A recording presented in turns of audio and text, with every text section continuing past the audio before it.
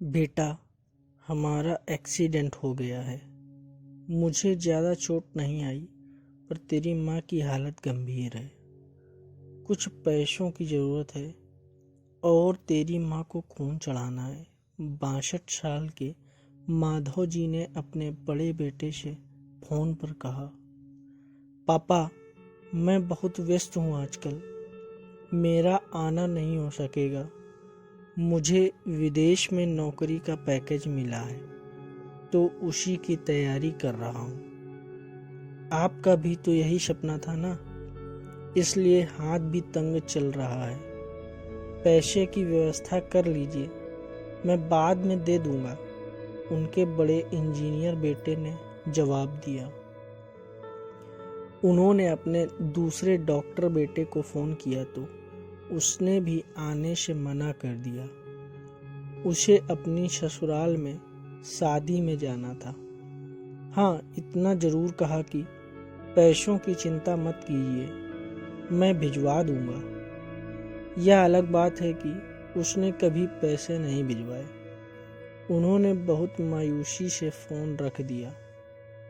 माधव ने तीसरे बेटे को फ़ोन किया, जिसको बचपन से नालायक कहता था, और मन ही मन सोच रहा था कि उस नालायक को फ़ोन करने का क्या फ़ायदा। जब ये दो लायक बेटे कुछ नहीं कर रहे तो वो नालायक क्या कर लेगा।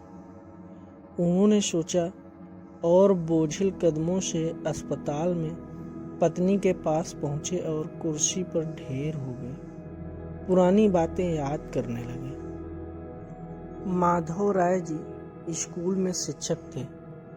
उनके 3 बेटे और 1 बेटी थी। बड़ा इंजीनियर और मझला डॉक्टर था। दोनों की शादी बड़े घराने में बड़े धूमधाम से हुई थी।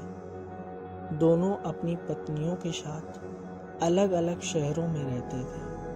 बेटे की शादी भी उन्होंने खूब धूमधाम से की थी। सबसे छोटा बेटा पढ़ाई में ध्यान नहीं लगा पाया था। 11वीं के बाद उसने पढ़ाई छोड़ दी और घर में ही रहने लगा। कहता था, मुझे नौकरी नहीं करनी है, अपने माता पिता की सेवा करनी है। पर मास्टर साहब उससे बहुत नाराज रहते थे। उन्होंने उसका नाम नालायक रख दिया था। दोनों बड़े भाई पिता के आज्ञाकारी थे, पर वह गलत बात पर उनसे भी बहस कर बैठता था। इसलिए माधव जी उसे पसंद नहीं करते थे। जब माधव जी रिटायर हुए तो जमा पूंजी कुछ भी नहीं थी। सारी बचत दोनों बच्चों की उच्च शिक्षा और बेटी की शादी में खर्च हो गई थी। शहर में एक घर, थोड़ी जमीन और गांव में भी थोड़ी सी जमीन थी। घर का खर्च उनके पेंशन से चल रहा था। माधव जी को जब लगा कि छोटा सुधरने वाला नहीं, तो उन्होंने बंटवारा कर दिया और उसके हिस्से की जमीन उसे देकर उसे गांव में ही रहने भेज दिया। हालांकि वह जाना नहीं चाहता था, पर पिताजी की जिद के आगे झुक गया और गांव में ही झोपड़ी बनाकर रहने लगा। माधव जी सबसे अपने दोनों होनहार और लायक बेटों की बड़ाई किया करते। उनका सीना गर्व से चौड़ा हो जाता था, पर उस नालायक का नाम भी नहीं लेते थे। 2 दिन पहले दोनों पति पत्नी का एक्सीडेंट हो गया था। वह अपनी पत्नी के साथ सरकारी अस्पताल में भर्ती थे। डॉक्टर ने उनकी पत्नी को ऑपरेशन करने को कहा था। पापा पापा सुनकर निद्रा टूटी तो देखा सामने वही नालायक खड़ा था।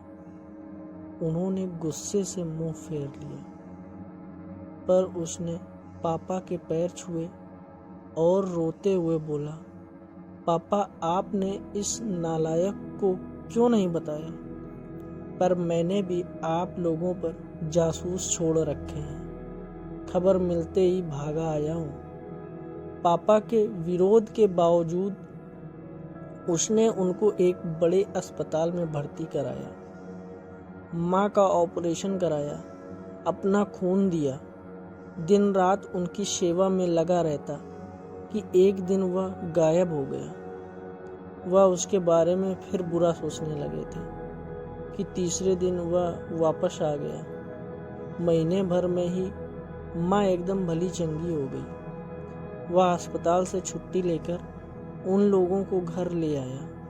माधव जी के पूछने पर बता दिया कि खैराती अस्पताल था, पैसे नहीं लगे।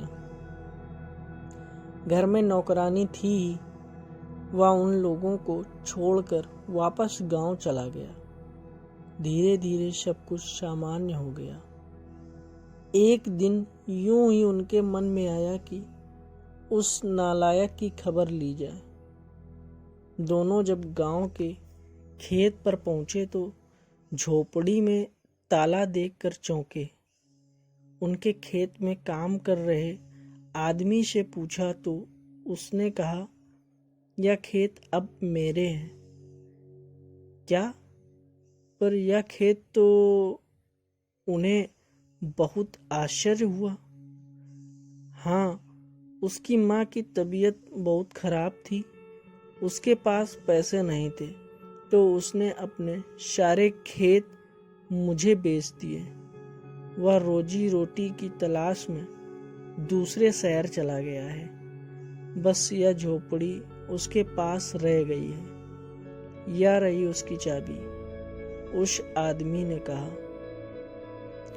वह झोपड़ी में दाखिल हुए तो बरबस उस नालायक की याद आ गई।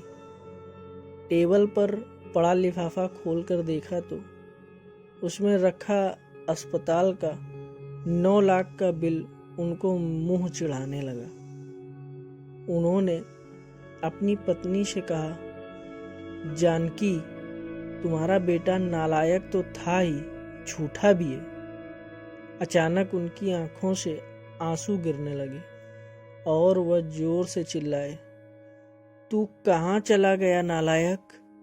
अपने पापा को छोड़कर एक बार वापस आ जा, फिर मैं तुझे कहीं नहीं जाने दूंगा। उनकी पत्नी के आंसू भी बहे जा रहे थे और माधव जी को इंतजार था अपने नालायक बेटे को गले से लगाने का। सचमुच बहुत नालायक था वो। यह वीडियो देखते वक्त अगर आंखें नम हुई तो समझो हमारे अंदर भी एक नालायक बेटा है। दोस्तों, चैनल पर अगर पहली बार आए हैं तो चैनल को सब्सक्राइब कर लें और यह वीडियो आपको कैसा लगा है, अच्छा या बुरा, जैसा भी लगा है कमेंट में ज़रूर बताएं। शेयर भी कर दें। धन्यवाद।